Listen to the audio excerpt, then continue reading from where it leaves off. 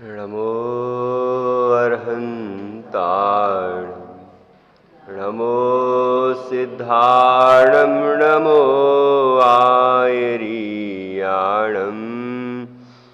नमो अध्यायाणं, नमो लोये सव्यसाहुणम्। अर्हन्त सिद्ध साहु तिदयं जीर्णधम वयणपडिमाहु, जीर्णनिलयाय नवदेवादिन्तु मे बोहि। मङ्गलं भगवान् वीरो, मङ्गलं गौतमो गणी, मङ्गलं कुन्दकुन्दाद्यो जैन धर्मोऽस्तु मङ्गलम्। सर्वमङ्गलमाङ्गल्यं सर्वकल्याणकारकं, प्रधानं सर्वधर्माणां जैनं जयतु शासनं, जैनं जयतु शासनम्। वीर जिनेश्वर को नमो, गौतम गणधर लाल, काल पंचमादि में भये सूत्र करता, अरहंत भासियथम गणधर देवेहिं गन्थियं सम्मं, सुतत्मगणथं सवणा साहन्ति परमथम्।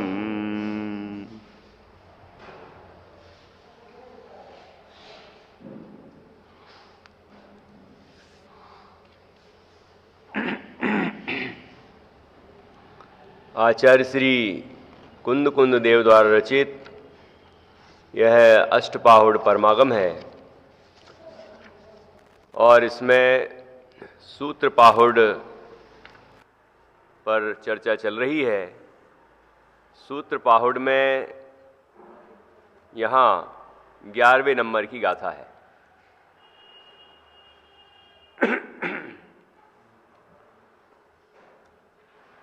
कल 10वीं गाथा में एक बहुत ही सुंदर सूक्ति आई, एक को भी मोक्ष मग्गो शेषाय अमग गया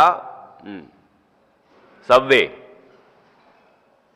एक को भी मोक्ष मग्गो शेषाय अमग गया सव्वे। एक ही मोक्ष मार्ग है, से सब अमार्ग है। ये भगवान जिनेन्द्र का वचन है।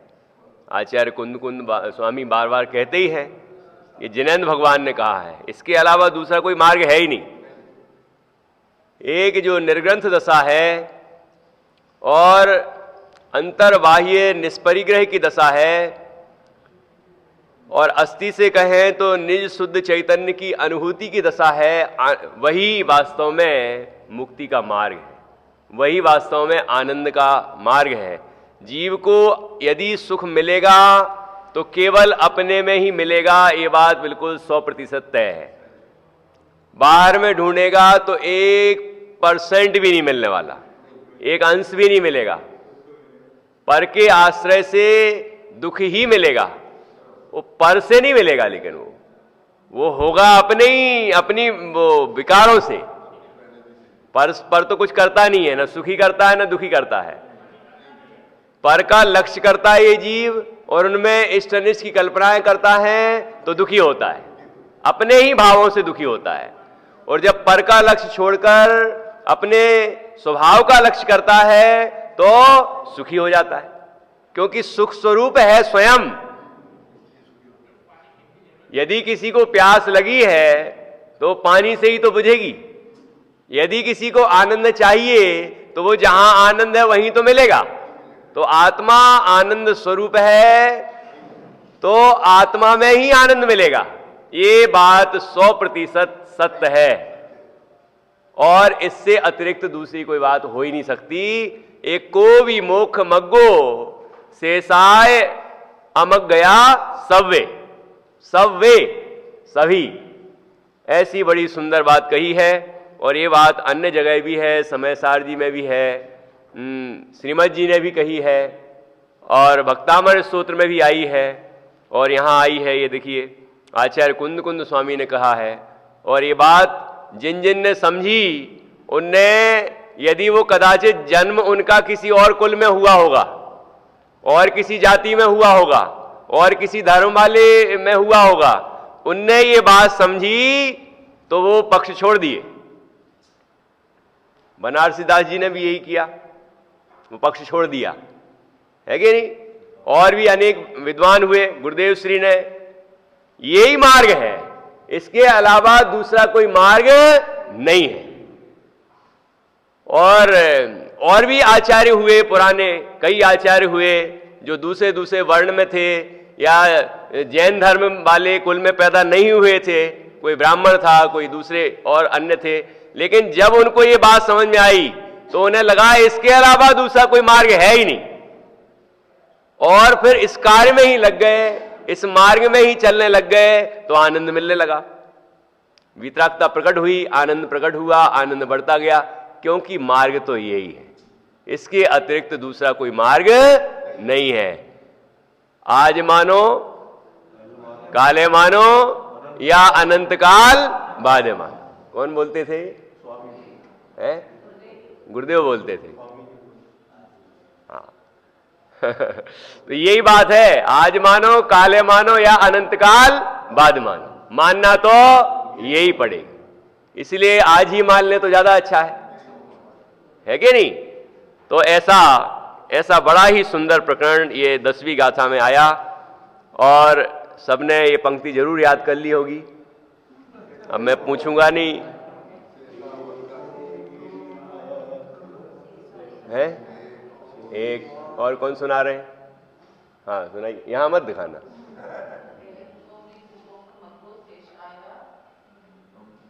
शेषाय अमग गया सव्वे, बहुत अच्छा, बोलिए।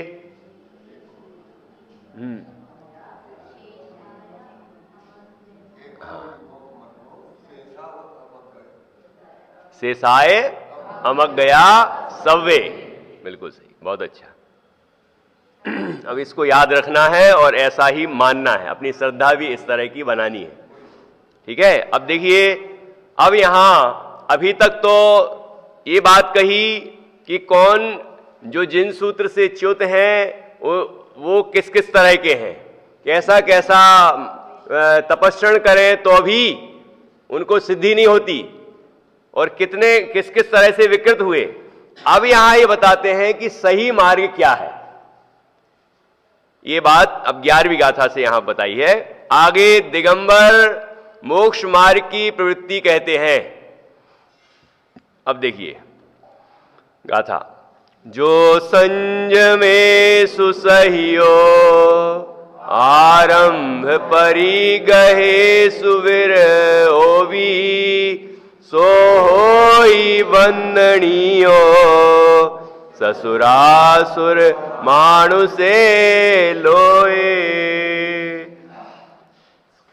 संयम सहित हो जो श्रमण हो, विरत परिग्रहारंभ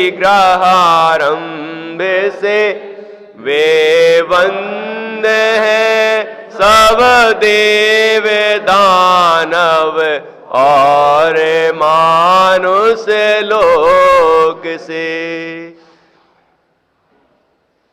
सो होई वंदनीयो, अभी तक तो ये कहा ये वंदनी नहीं है, ये वंदनी नहीं है, ये वंदनी नहीं है। अब ये पूछ रहे हैं कि वंदनीय कौन है, ये बताते हैं, है कि नहीं।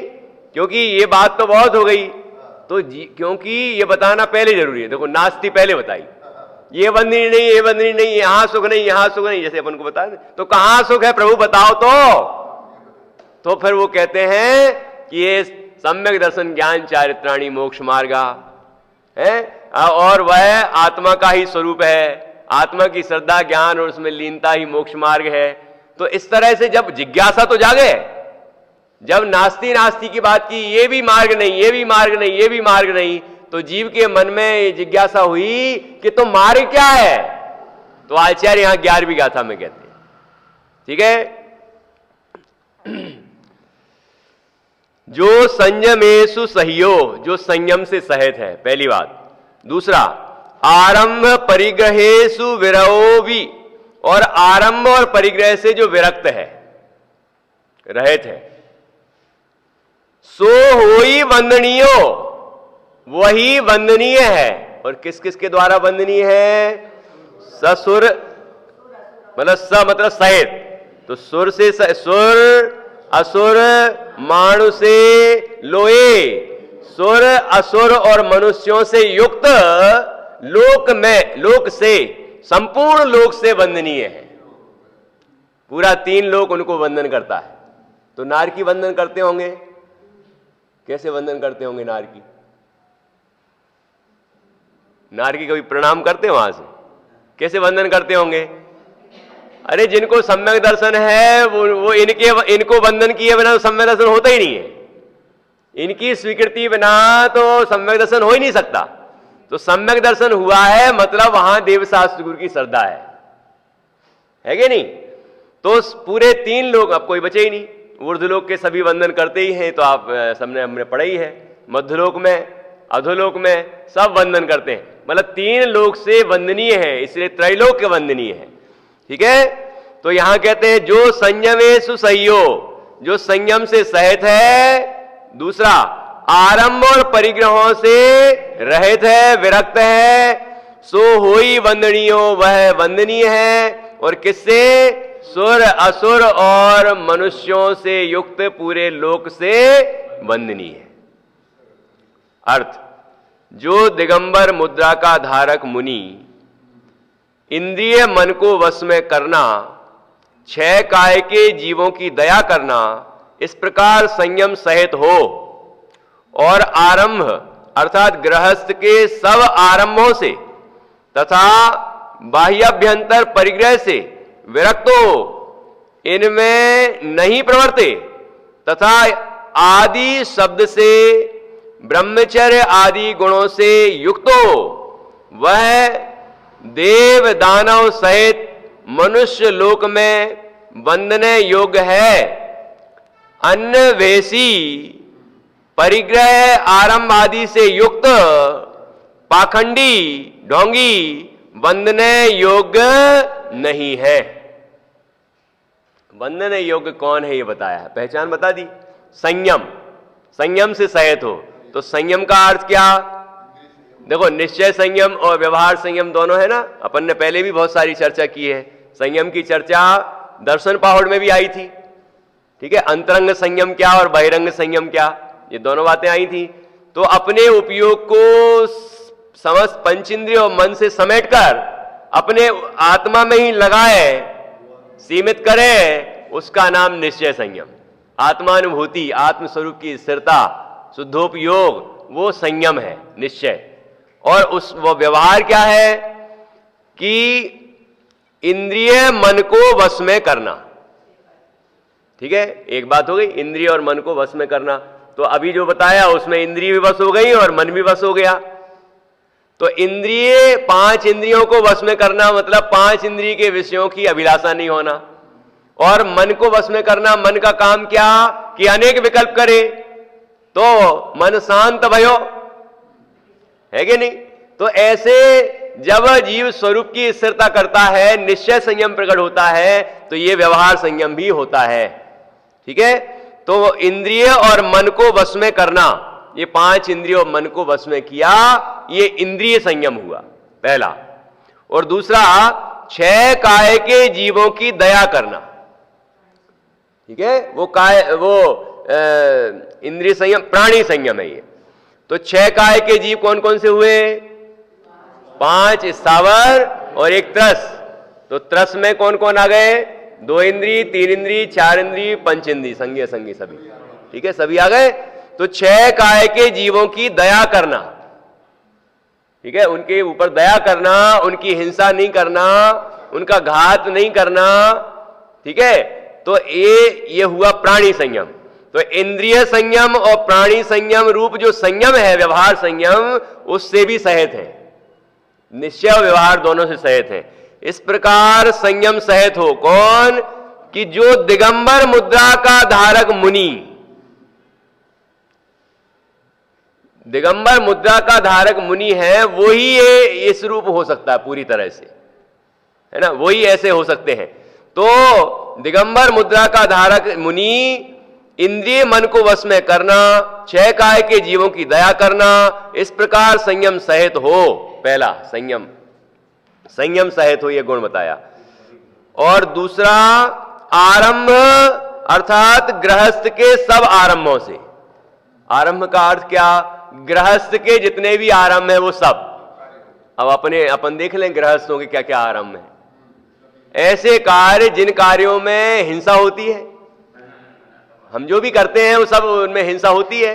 खाते हैं, पीते हैं, खाना बनाते हैं, और क्या करते हैं, झाड़ू लगाते हैं, और नहाते धोते हैं, और जो भी करते हैं तो उस सब में हिंसा होती है। तो व्यापार धंधा करते हैं, हाँ, जो भी बाहर की अपन क्रिया कर रहे हैं सब में हिंसा हो रही है, और सबको राग पूर्वक कर रहे हैं। उस तरह का राग भी है, हाँ, ठीक है। तो मुनिराज के आरंभ नहीं होता, ठीक है। आरंभ मतलब क्योंकि गृहस्थ के जो काम है वो मुनिराज करते नहीं, तो उनको आरंभ होता नहीं, ठीक है। तो भोजन तो करते हैं कि नहीं?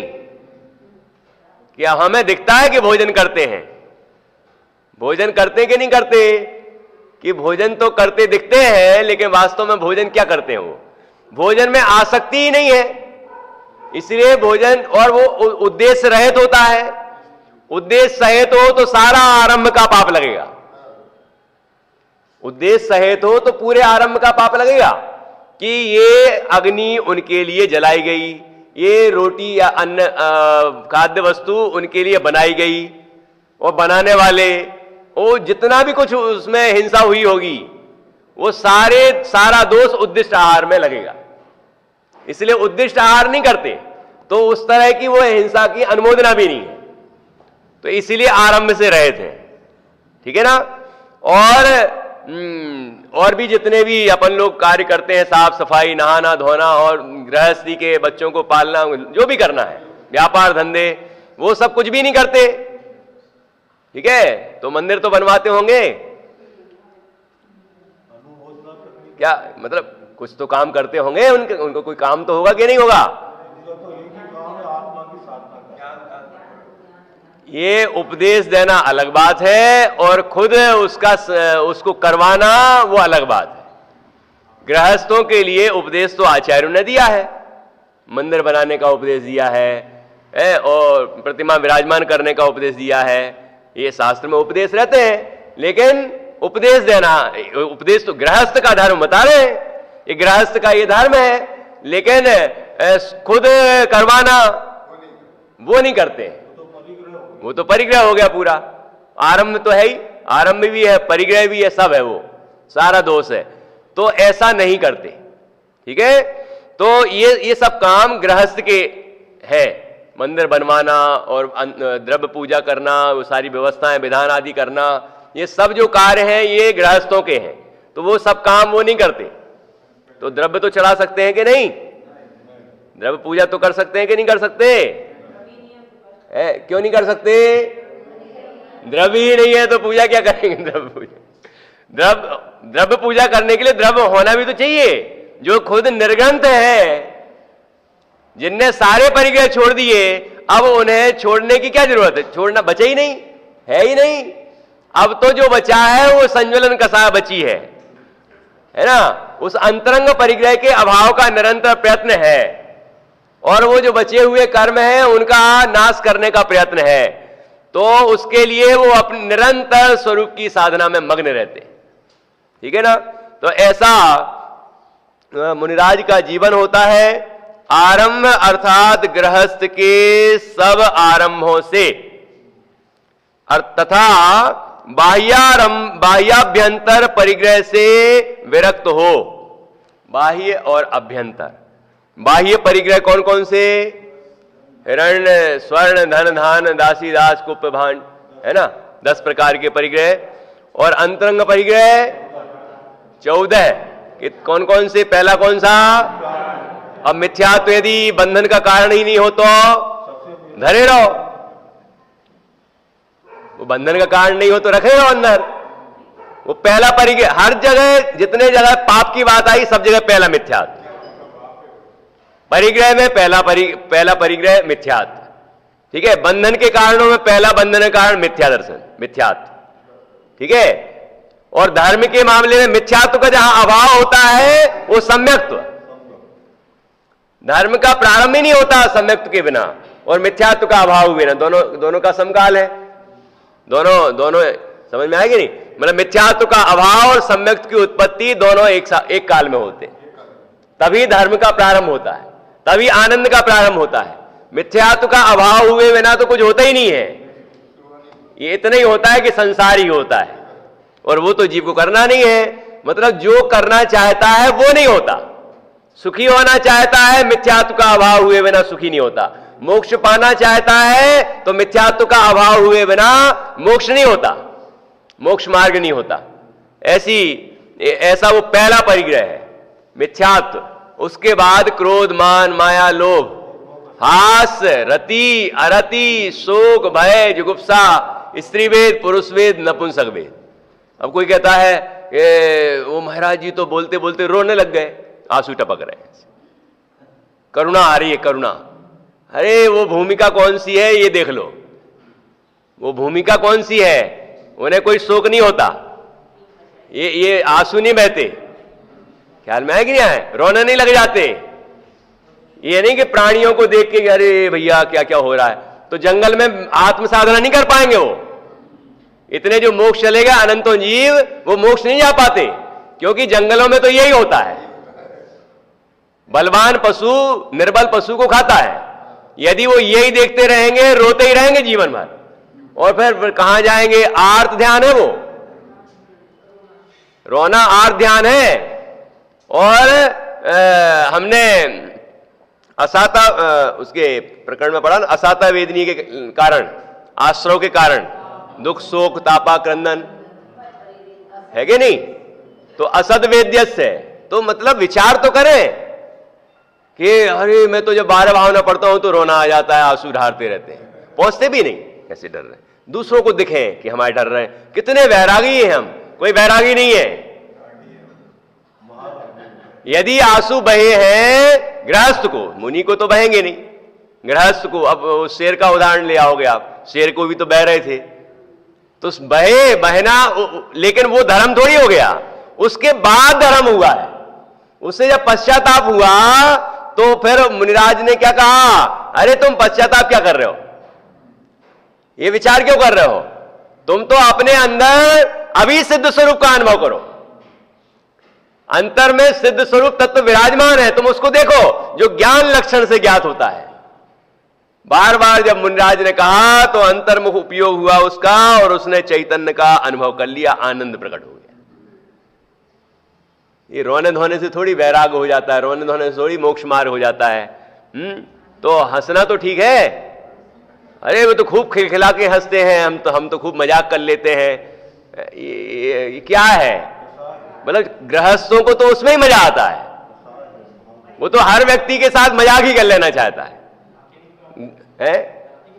हाँ, मतलब ये कि इसको कोई इसकी कसाय का पोषण कर दे, बस इसे हंसना पसंद है, कोई हंस दे, हंसा दे, बस खुश। लेकिन वो भूमिका क्या है, इस पर विचार करना चाहिए। हास्य परिग्रह है, रति, अरति, शोक, भय, जुगुप्सा, स्त्रीवेद, पुरुषवेद, नपुंसकवेद, ये सारे विकार परिग्रह हैं, अंतरंग परिग्रह हैं ये, ठीक है ना? तो इन पर विचार करना चाहिए। ऐसे बाह्य और अभ्यंतर परिग्रह से विरक्त हो तो दो बातें हो गई, आरंभ और परिग्रह से रहित। और आचार्य समंतभद्र स्वामी ने भी लिखा ही है, विषयासा वसाती तो निरारंभो परिग्रह, ज्ञान ध्यान तपो रक्ता तपस्वी सा प्रशस्यति। वही बात यहां है, ठीक है। इनमें नहीं प्रवर्तते, आरंभ और परिग्रह में नहीं प्रवर्तते, तथा आदि शब्द से ऊपर आदि भी लिखा था,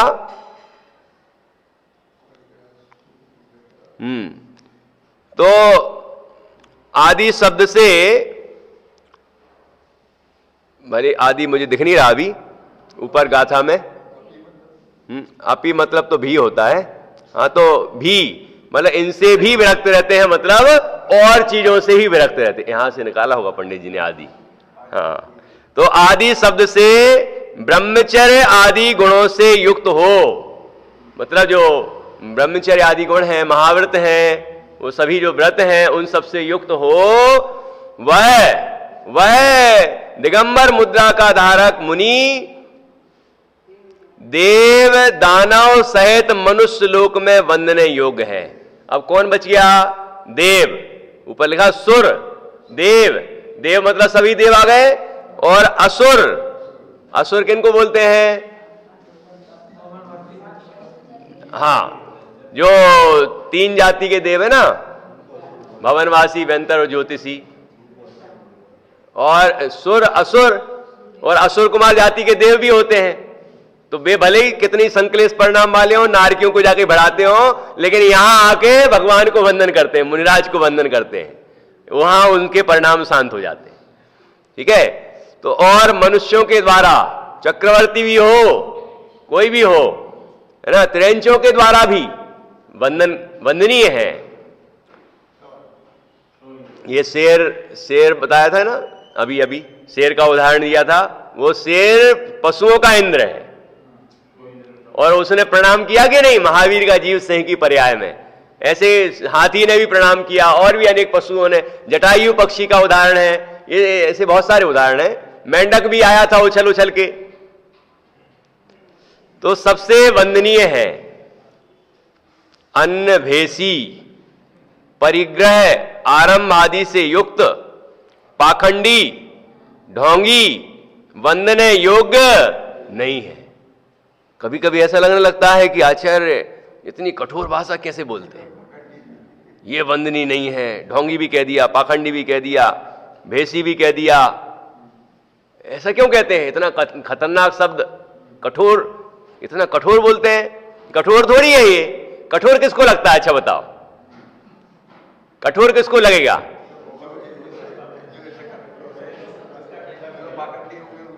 समझ में आ रही कि नहीं? तो जो पाखंडी होगा उसको कठोर लगेगा। जो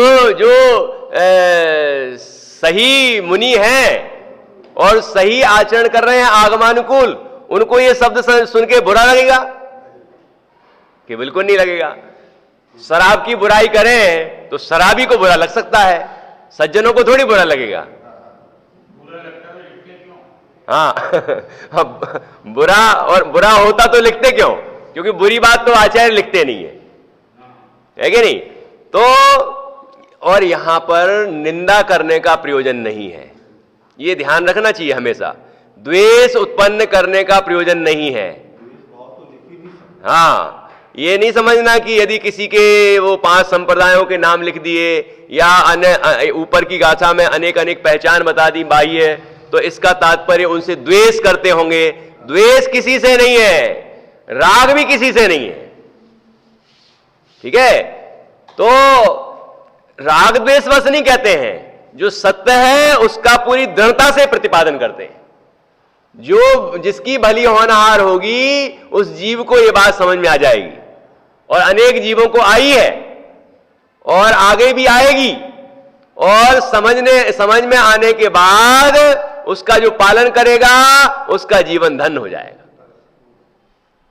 इसलिए यहां पर हम लोगों को भी ये जानना है, समझना है कि यदि यहां पर ये बात चलती है तो इसका तात्पर्य द्वेष बुद्धि नहीं है। मतलब हमें कोई देखेगा, अच्छा ये मत वाले हैं, अच्छा ये इस मत वाले हैं, द्वेष नहीं करना है, द्वेष बुद्धि नहीं होना चाहिए। अन्नमति है मतलब द्वेष बुद्धि किसी से नहीं, जाने हम कि कौन क्या है और वंदनीय योग्य नहीं है। और वंदनीय योग्य तो कौन है ये बता दिया, जो संयम से सहित है, बाह्य और अभ्यंतर परिग्रह से रहित है ना। ऐसे जो दिगंबर मुद्रा के धारक हैं वे मुनिराज ही वंदनीय हैं और कोई वंदनीय नहीं है। तो ये बात हमें अच्छी तरह से समझनी है। किसी भी तरह से हमारे हृदय में किसी के प्रति द्वेष बुद्धि नहीं आना चाहिए, ठीक है। हमें वहां करुणा आना चाहिए कि देखो तो जीव कि कहां मोक्ष मार्ग मान रहे हैं, कहां सुख मान रहे हैं, कहां सुखी होने का उपाय मान रहे हैं। क्या भोगों में सुख मिलेगा, क्या परिग्रह में सुख मिलेगा। ज्ञानियों को तो इस तरह की करुणा आती है। एक धर्म ध्यान है ना, विपाक विचय धर्म ध्यान, ये क्या है। आज्ञा विचय, अपाय विचय, विपाक विचय, संस्थान विचय, धर्म ध्यान है ना।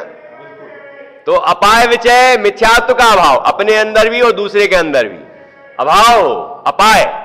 विपाक कर्म के उदय, अपने भी उदय का विचार करके समता रखे, दूसरे के भी उदय का विचार कर रख के समता रखे। गुरुदेव कहते थे ना, भूला हुआ भगवान है, भूलेला भगवान छे। मतलब उनको किसी के प्रति द्वेष बुद्धि आई ही नहीं।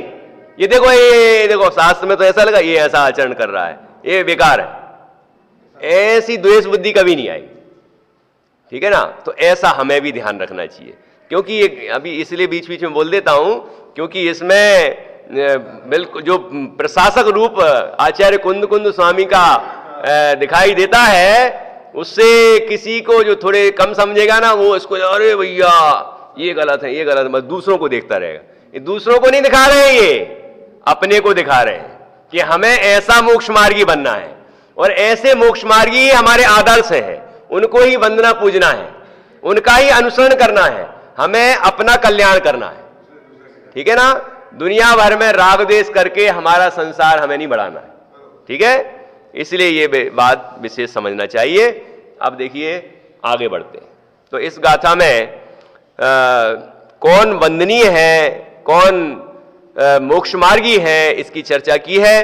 तो जो दिगंबर मुद्रा के धारक हैं और संयम के निधान हैं, आरंभ और परिग्रह से रहित हैं और अनेक गुणों से संपन्न हैं, ऐसे जो मुनिराज हैं वे ही वंदनीय हैं, वे ही पूजनीय हैं, उनका ही हमें अनुसरण करना चाहिए। अब आगे, अब इसी में ही और आगे बढ़ेंगे। आगे फिर उनकी प्रवृत्ति का विशेष कहते हैं। जे 22 परिस सहंति सत्ति सयेन संयुक्ता ते होन्ति वंदनीया कम्मखय निजरा साहु निज शक्ति से संपन्न जो 22 परिसह को सहे अरे कर्म क्षयवा निर्जरा संपन्न मुनि जन बंदे। जे 22 परिसह सहंती, कितना सरल है, प्राकृत भाषा है ना, बिल्कुल सरल है कि नहीं। जो 22 परिसहों को सहते हैं, सती सयेहिम संयुक्ता, किससे सहते हैं, अपनी शक्ति से। संस्कृत में है ना, शक्ति सतई संयुक्ता, मतलब सैकड़ों शक्तियों से युक्त है, मतलब बहुत शक्ति संपन्न है। तो कितने ही परिसह आ जाएं, 22 होते हैं, है ना, मतलब सामान्य अपेक्षा 22 है और 22 के अंदर कितने प्रकार होंगे। तो जितने भी प्रकार के परिसय हो उन सबको सहन कर लेते हैं अपनी शक्ति से, ठीक है ना, ऐसी शक्ति उनके अंदर होती है। तो जे 22 परिसय सहंती सत्ती से एहिम संयुक्ता ते होन्ति वंदनीया, वे होते हैं वंदनीय। कम्मखय निजरा साहू, वे साधु कर्म क्षय करते हैं, कर्मों की निर्जरा करते हैं, कर्मों का अभाव करते हैं, ऐसे दिगंबर मुनिराज। ठीक है, तो ऊपर जो गुण बताए थे उसमें ये वाले भी जोड़ लेना है। हाँ, परिसय जय करते हैं, बराबर। परिसय सहन करना और परिसय जय करना भाव एक ही है, लेकिन वहां यह समझना जरूरी है कि सहन करने में जीवों को ऐसा लगता है कि जैसे हम लोग सहन करते हैं, दुख होता है, दुख अंदर में सहन कर रहे हैं कि ये वो कोई दुख नहीं हो रहा उनको। हमें लग रहा है कि दुखी हो रहे होंगे, हमें लग रहा है सिगड़ी ऊपर जल रही है तो उनका सिर जल रहा होगा, कड़े पहना दिए तो वो शरीर जल रहा होगा है। और वो गुरुदत्त मुनिराज द्रोणगिर में वहां पूरे शरीर पर कपड़े बांध दिए उसने और रुई वगैरह बांध दी। हाँ हाँ, ये उपसर्ग में आएगी, बराबर, ये उपसर्ग में आएगी, लेकिन ये भी हाँ, ये उपसर्ग में आएगा। तो बराबर, तो परिसय में जो प्राकृतिक है, जैसे मच्छर ने काट दिया, खटमल ने काट दिया, या और भी अनेक है ना, दंश मशक, भूख है, प्यास है, प्राकृतिक, बराबर बराबर, ठीक है। तो इस तरह से ये विकार उत्पन्न होते हैं और ये परिस्थितियां उत्पन्न होती हैं, तो उनमें सहनशील होते हैं। सहनशीलता का मतलब ऐसे नहीं कि ठंड लग रही हो ऐसे ऐसे कांप रहे हैं, कपड़े नहीं पहनूंगा चाहे कुछ हो जाए, ये नहीं, कि उन्हें उस तरफ ध्यान ही नहीं है। लगती रहे ठंड जिसको लग रही है, मैं तो उससे कोसों दूर बसता हूं, मैं तो उससे बिल्कुल भिन्न हूं, ऐसा मैं शुद्ध चैतन्य हूं, ऐसे अपने आत्मा का अनुभव करते हैं। ठीक है ना, तो सहज में ही परिसय पर विजय होती है। उसी को हम व्यवहार से बाह्य तरफ से देख के बोल देते हैं परिसय सहन कर रहे हैं, लेकिन वस्तुतः परिसय जय हो रहा है। ठीक है, इस तरह समझना चाहिए। अर्थ, जो साधु मुनि अपनी शक्ति के सैकड़ों से युक्त होते हुए क्षुधा त्रसादिक 22 परिसहों को सहते हैं और कर्मों की क्षय रूप निर्जरा करने में प्रवीण हैं, वे साधु वंदने योग्य हैं। ठीक है, देखो, जो साधु मुनि, साधु या मुनि कहते हैं उनको ही, अपनी शक्ति के सैकड़ों से युक्त हो, मतलब सैकड़ों गुणी, मतलब बहुत बहुत शक्ति, सैकड़े मतलब 100 ही नहीं समझना, सैकड़ों मतलब बहुत शक्ति, ठीक है, से युक्त होते हुए क्षुधा तृषा आदिक 22 परिसय, क्षुधा तृषा दंश मशक नागन्य स्त्री निषद्या, ऐसे बहुत सारे ऐसे 22 परिसय है ना, तत्वार सूत्र में आया सूत्र। तो ऐसे 22 परिसहों को सहते हैं और कर्मों की क्षय रूप निर्जरा करने में प्रवीण है। कैसी निर्जरा? जिससे कर्मों का क्षय हो, कि वो अकाम निर्जरा नहीं, और वो ऐसी निर्जरा नहीं कि निर्जरा हो रही है और यहां आश्रय हो रहा है, ऐसी वाली निर्जरा नहीं, संवर सहित निर्जरा, जो कर्म क्षय का कारण है। और ऐसे क्षय होते हैं कि पुनः नहीं बनते, तो बंध नहीं रहे हैं और निरंतर झर रहे हैं, खिल रहे हैं, ऐसी निर्जरा का कारण। ठीक है, कर्मों की क्षय रूप निर्जरा करने में प्रवीण है, ऐसे माहिर हैं, उसमें कुशल हैं, ऐसे वे साधु वंदने योग्य। भावार्थ, जो बड़ी शक्ति के धारक साधु हैं, देखो सैकड़ों शक्ति का मतलब क्या लिखा? बड़ी शक्ति, बहुत शक्तिशाली है, ये है अंदर की शक्ति, इसको कहते शक्तिशाली। इसको नहीं कहते शक्तिशाली कि किसी ने यदि मुझे ऐसे घूर के भी देख लिया तो उसकी हमने आंख फोड़ दी। दुनिया में तो ऐसे ही शक्तिशाली माने जाते हैं, ऐसी फिल्में दिखाते हैं, थोड़ा सा उसने ऐसा कर दिया, धा शुरू, और मार पीट के खत्म कर दिया। ये कोई शक्ति है? ये तो हिंसा है, पाप है, और ये शक्ति का सदुपयोग है, ये तो शक्ति का दुरुपयोग है। ऐसे जीव शक्तिहीन हो जाते हैं। ठीक है, तो शक्ति तो ये है कि सहन शक्ति, सहने की शक्ति कितनी है, और शक्ति तो मुनिराज में होती है, बड़ी शक्ति। कैसी शक्ति? कि कुछ भी बना रहा है बाहर से, बाहर ठंडी लगे, गर्मी लगे, बरसात हो रही है, मच्छर काट रहे हैं, कुछ भी हो रहा है, तो बाहर में शरीर पर होते रहे, लेकिन वो तो शरीर से भिन्न अपनी आत्मा का अनुभव करते हैं, भेद विज्ञान करते हैं और आनंदित रहते हैं और दुखी नहीं होते हैं। दुखी नहीं होना ही ये सहना है, दुखी नहीं होते, ठीक है ना। सहने का मतलब ये नहीं कि दुखी हो रहे हैं अंदर अंदर, ऐसा नहीं होता। तो जो बड़ी शक्ति के धारक साधु हैं वे परिसहों को सहते हैं, परिसह आने पर अपने पद से च्युत नहीं होते हैं। ये बहुत महत्वपूर्ण बात है कि कितने ही परिसय आए, अज्ञान परिसय भी होता है 22 परिसयों में, है ना। और कोई इनको अज्ञानी कह रहा है बार बार, तो अभी वो सहन कर लेते, उनको दुख नहीं होता है। अज्ञानी कहने से मैं अज्ञानी हो गया क्या? मैं तो पूर्ण ज्ञानी हूं, अनंत ज्ञानी हूं। वहां नहीं देखते कि अल्पज्ञता है, कहां नहीं देखते? वो क्षयोपशम ज्ञान को नहीं देखते कि अल्प ज्ञान, ये देखते हैं कि मैं तो पूर्ण ज्ञान स्वरूप हूं।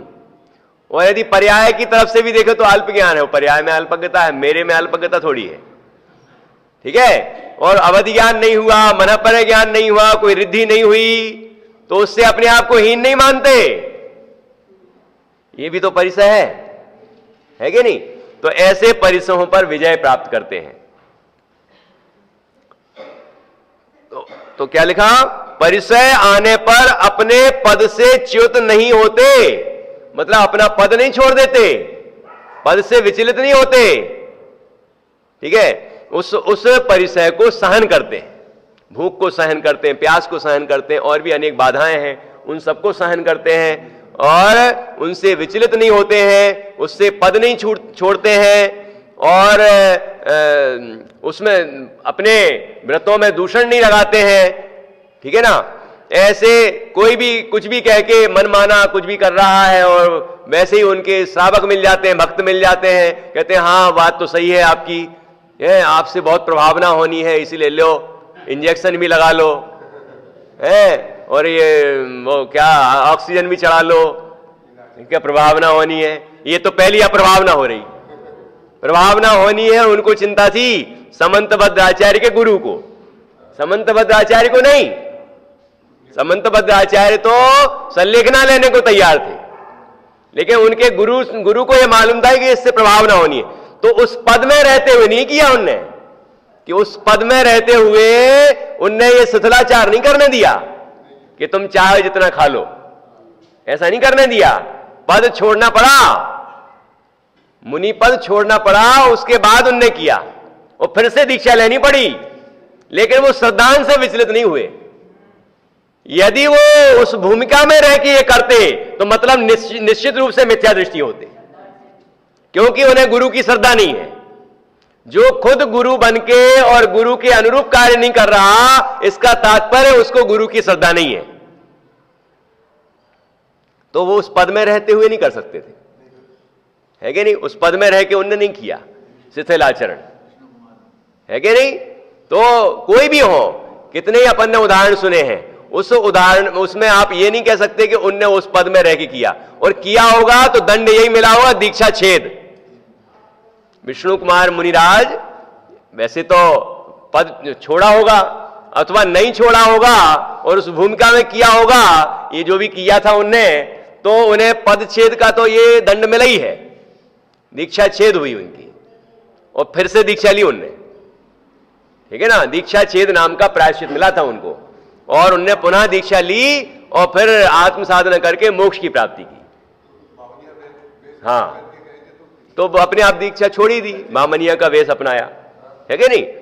तो उस पद में रह के दिगंबर मुद्रा को धारण करके वो शिथिल आचरण नहीं कर सकते, और जो करते हैं मतलब उन्हें वो सम्यक दर्शन बिल्कुल नहीं है, पक्का, क्योंकि सम्यक दृष्टि जीव उस पद में रह के नीचा काम नहीं कर सकता, है कि नहीं।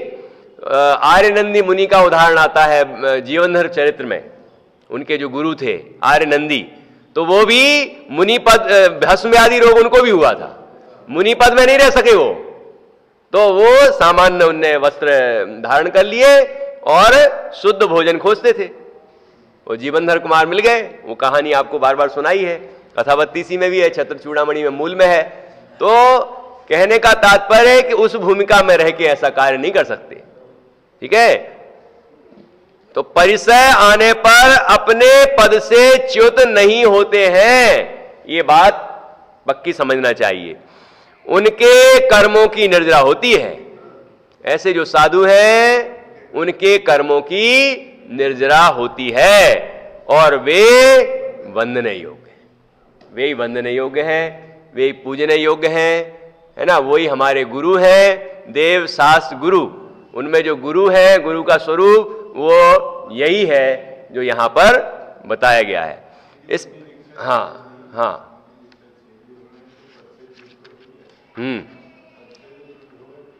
आप कह रहे हैं कि वो भूख ऐसी लग रही थी, भस्म व्याधि रोग हो गया था, तो वो पद से च्युत तो हो गए। तो वो पद से च्युत हुए, वो अति तीव्र हो गई तो पद से च्युत हो गए, है ना। लेकिन संलेखना भी ले सकते थे, लेकिन नहीं सहन हुआ तो वो तो भ्रष्ट हो गए, अपने आप को महापापी कहते वो। वहां जो छत्र चूड़ामणि में लिखा है, मैं महापापी उस पद को धारण नहीं कर पाया, ऐसी अपनी निंदा करते हैं। ठीक है ना। तो आपका कहना है वो पद से परिचय आने पर पद से च्युत हो गए, तो पद से च्युत हुए, ऐसे उदाहरण भी हैं, है ना। लेकिन ऐसे उदाहरण ज्यादा हैं जो पद से च्युत नहीं हुए, है कि नहीं।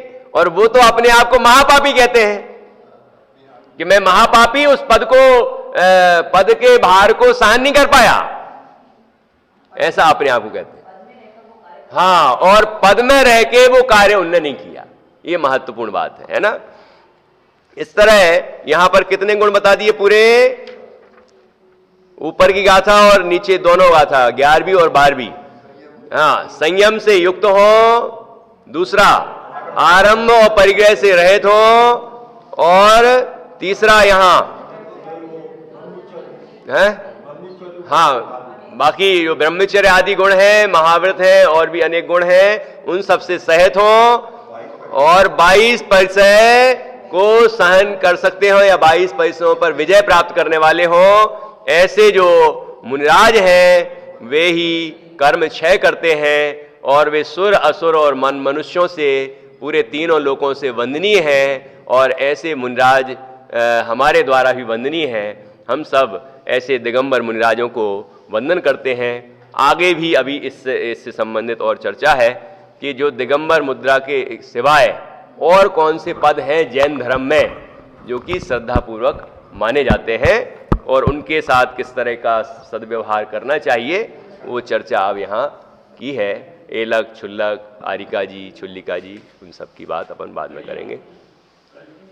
हाँ,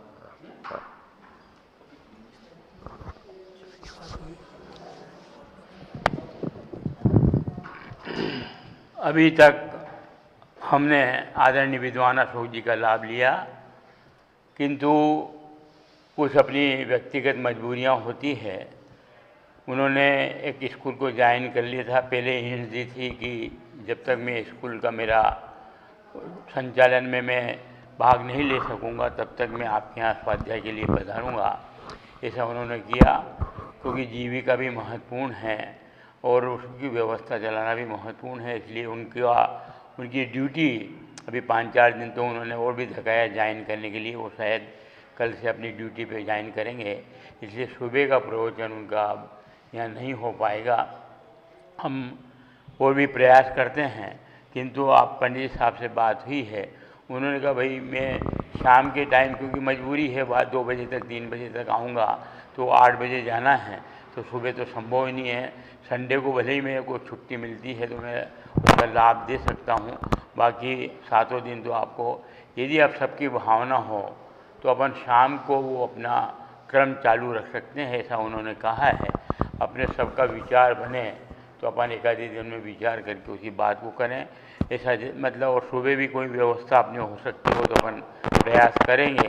अभी हम आए हैं, अब विद्वानों से भी बात करते हैं।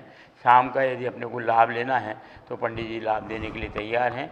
कृपया अपनी मानस स्थिति 1-2 रोज में बता दें। नहीं तो 1-2 लोग आए, 4 लोग यहाँ सबको अपने आवें तो बहुत बढ़िया बात है। अपने सुबह और शाम का कंटिन्यू रहे, भले कोई विषय बदले, सुबह अलग विद्वान दूसरी चीज़ ले, शाम को ये ले लें, तो एक आधे दिन में अपन निर्णय लेके पंडित जी साहब को बताएं। ऐसा हैं? हाँ, मतलब वही बात कर रहे हैं, वो सबसे कर रहे हैं भाई, मतलब सभी लोग आना चाहिए।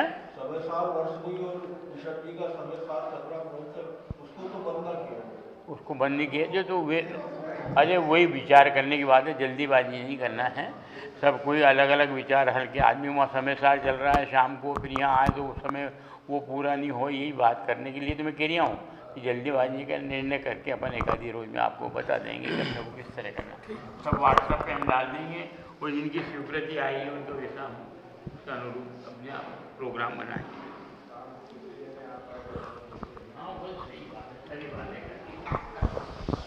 महिमा है अगम जिनागम की, महिमा है, महिमा है अगम जिनागम की, महिमा है।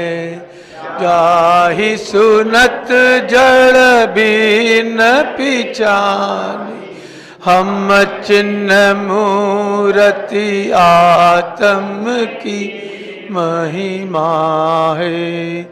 रागादिक दुख कारण जाने, त्याग दीनी बुद्धि ब्रह्म की, महिमा। ज्ञान ज्योति जागी उर अंत, रुचि बाड़ी पुण्य शम दम की, महिमा है।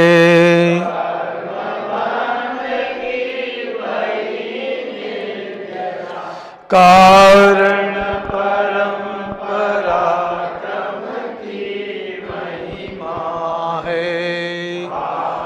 चंद शिव लालच लाग्यो, पहुँच नहीं है जहाँ जम की, महिमा है। महिमा है अगम जिनागम की, दियर रागादि परिणति भेद भी निज भाव को परमार्थ दर्शन, ज्ञान सुखमय ध्रुव अचल चिद भाव को।